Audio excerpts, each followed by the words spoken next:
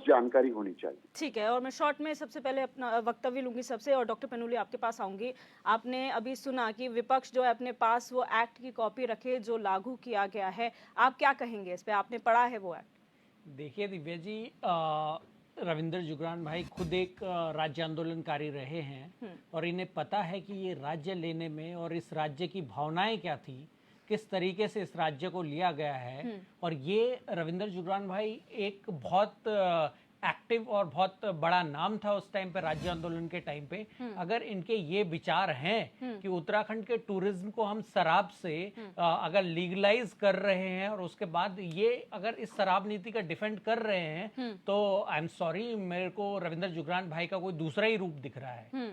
दूसरी बात रही इस शराब नीति की, ये शराब नीति जो है, अब आप स्कूल नहीं पहुंचा पाए, आप बिजली नहीं पहुंचा पाए, आप पानी नहीं पहुंचा पाए, आप पलायन को नहीं रोक पाए, आप नौनिहालों की सुरक्षा नहीं कर पाए। जिस तरीके से रोज छोटी छोटी बच्चियों के और अंकिता भंडारी जैसे कांड हमारे प्रदेश में हो रहे हैं, आप पेपरों की चोरी नहीं रोक पाए, फिर भी आप जो है घर घर शराब पहुंचाने का एक तरीका आपने निकाला।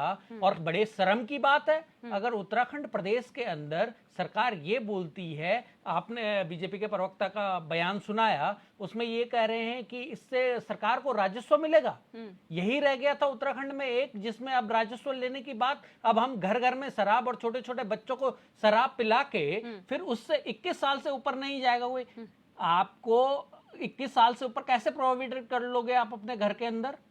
जो उसमें प्रावधान है उसमें कैसे प्रोहिबिट कर लोगे? और कौन रखवाली करेगा कि आज जो शराब के कुटीर उद्योग हैं, मैं देहरादून में आपको कहीं, रायपुर में आप चले जाइए, धर्मपुर की तरफ को चले जाइए, यहाँ बिंदाल और रिस्पना के साइड को चले जाए, कैसे कैसे कुटीर उद्योग चल रहे हैं शराब के, उनको प्रमोट करा जाए, उनको लीगलाइज करा जाए। इसके लिए सरकार ने एक नीति निकाली है ये। और जहां तक रविंद्र भाई कह रहे थे कि आपके सुझाव और आपकी चिंताएं, तो सुझाव और चिंताएं तो इस प्रदेश की दोनों सरकारों ने कभी नहीं करी, ना कांग्रेस ने करी, ना बीजेपी ने करी।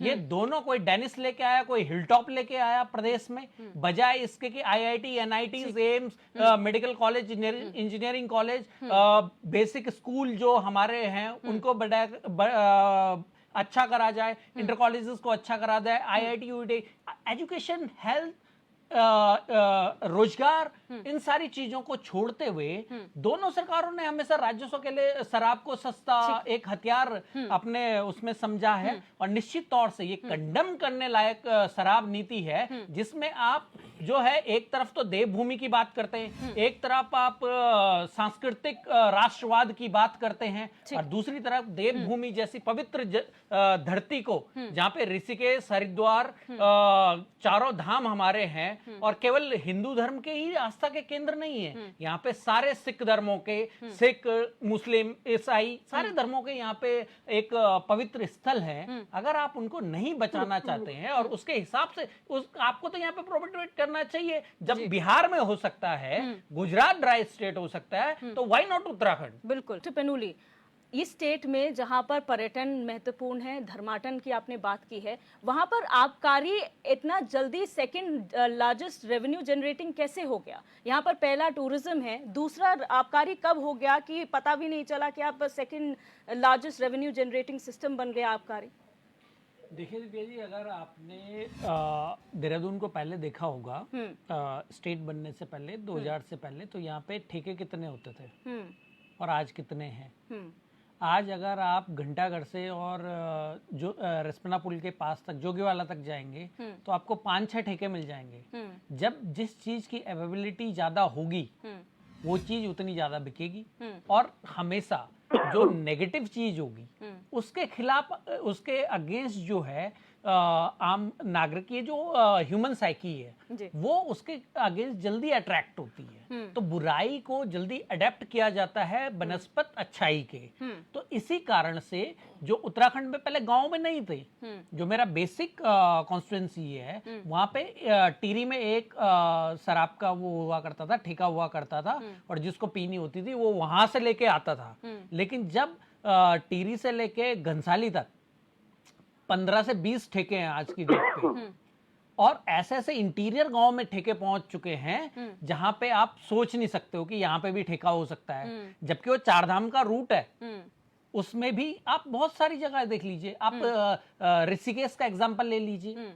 कभी इस प्रदेश में रविंद्र भाई उसके वो हैं प्रत्यक्षदर्शी हैं, राज्य आंदोलन के टाइम पे एक मुहिम चली थी, नशा नहीं रोजगार दो।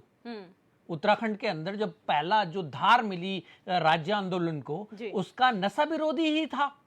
सबसे पहले इसी आंदोलन के साथ राज्य आंदोलन को धार मिली थी, जब नैनीताल और पौड़ी के वहां पे ये आंदोलन शुरू हुए थे। रविंद्र भाई उसके प्रत्यक्षदर्शी हैं। इस पॉइंट ऑफ व्यू को लेके हम चले थे, और आज हम जो हैं हर घर शराब, हर हर मोदी घर घर मोदी का जो नारा था ना, अब हर हर मोदी हर घर शराब, घर घर शराब। ये उत्तराखंड की सरकार जो है इस तरीके से मोदी जी के विजन को पलीता लगा रही है। सबसे बड़ी बात कि ये आस्था का केंद्र है ये प्रदेश, और इस प्रदेश में इस तरीके की बातों का होना शर्मनाक है। और क्यों आपका क्वेश्चन था कि क्यों ये सेकंड नंबर पे आ गया, क्योंकि बाकी हमारे सारे सेक्टर्स को इग्नोर कर दिया गया। हेल्थ टूरिज्म यहाँ हो सकता था, मेडिकल टूरिज्म की जो बात है वो यहाँ हो सकती थी, बहुत अच्छे तरीके से वो फल फूल सकता था यहाँ पे, वो नहीं करा गया। एडवेंचर टूरिज्म यहाँ पे बहुत अच्छा हो सकता था, वो उसको भी इग्नोर करा गया।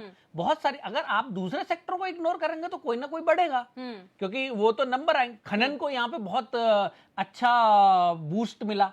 खनन को ही, जब हम जोन 5 जैसे स्टेट में रह रहे हैं, जो भूकंप का जोन 5 है, वहां पे खनन धड़ल्ले से हो रहा है और बहुत अच्छे तरीके से खनन हो रहा है। जंगल का जो हमारा वन निगम 400 करोड़ का बजट हुआ करता था, रेवेन्यू हुआ करता था वन निगम का, जब हम यूपी में थे। आज वो वन निगम कहाँ है, आज उसका रेवेन्यू कहाँ है? वो हमारा सेकंड रेवेन्यू हो सकता था, जड़ी बूटी हो सकता था, जैविक खाद हो सकती, जैविक वो हो सकता था, उत्पाद हो सकते थे, हमारे जो मिलेट्स है वो हो सकता था। जब ये सारे सेक्टरों को इग्नोर कर दिया जाएगा, और एक अकेला, मैंने अभी कहा कि दोनों सरकारों ने, डेनिस और हिलटॉप, इसमें कोई सरकार नहीं है जिसने सरकार ने इन सारी चीजों की तरफ को आए हों। तो ये कलेक्टिव जो इन दोनों सरकारों ने उत्तराखंड को एक इजीएस्ट वे माना रेवेन्यू का, उस वजह से ये सेकंड पे आया। अदरवाइज कोई दूसरा कॉज नहीं है। सरकार की मंशा अगर होती तो यहाँ पे बहुत सारी चीजें सेकंड थर्ड में आ सकती थी। मोहन काला, शॉर्ट में फाइनल कमेंट्स। देखिए दिव्या जी, मुझे आपके टीवी चैनल पे एक डिबेट याद आता है, जब मुख्यमंत्री जी ने कहा था कि 2025 तक हम इस प्रदेश को ड्रग फ्री और सबसे नंबर 1 स्टेट बनाएंगे। लेकिन आज जो मुझे इस शराब नीति को देख के लगता है कि मुख्यमंत्री अपने जो उनके वक्तव्य था और अपना जो उनका विजन था, उसको पलीता लगा रहे हैं इसके साथ। मेरे को पूरा विश्वास है कि रविंद्र भाई इस बात को मुख्यमंत्री जी तक पहुंचाएंगे और सरकार तक पहुंचाएंगे, क्योंकि ये हर मुद्दे पे लगातार सरकार में अपनी पार्टी के खिलाफ भी बोलते रहे हैं, और इनसे मुझे उम्मीद है कि ये इस बात को लेके वहां पे उठाएंगे। और एक जवाब मैं और देना चाहता हूँ, जयसिंह रावत जी ने कहा कि महिलाओं के नाम पे ठेके हैं। भैया, जब ऐसी पॉलिसी बनेंगी तो महिलाओं के नाम पे ठेके नहीं होंगे तो क्या होंगे? और दूसरा, मुझे अफसोस होता है कि यहाँ का बुद्धिजीवी वर्ग अगर इस तरीके से सोचता है तो ये बहुत शर्म की बात है। बिल्कुल रविंद्र।